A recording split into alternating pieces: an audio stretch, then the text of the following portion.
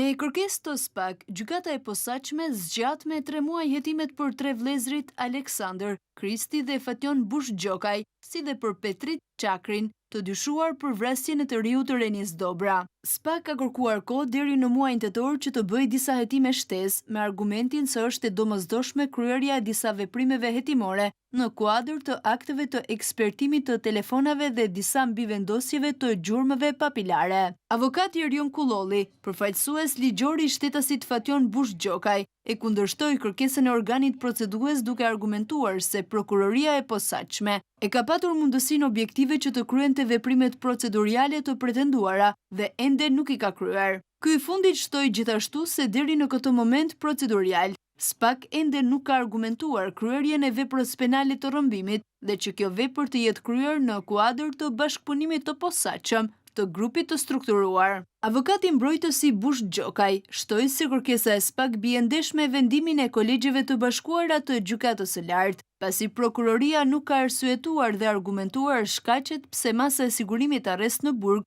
është masa më e përshtatshme. Ndërsa përfaqësuesi ligjor i caktuar kryesisht nga gjykata e shtetasit Petrit Çakri mbajti qëndrimin duke e lënë në vlerësim të gjykatës kërkesën. Të arrestuarit akuzohen për vrasjen e të riut të Renis Dobra, ngjarje e shënuar në muajin korrik të vitit 2025. Ndërkohë, 2 seanca më parë, 3 vëllezërit u përfshin në një konflikt fizik me të akuzuarin tjetër Petrit Çakri në sallën e GKK-s, pasi ky i fundit i implikoi në vrasjen e Dobrës.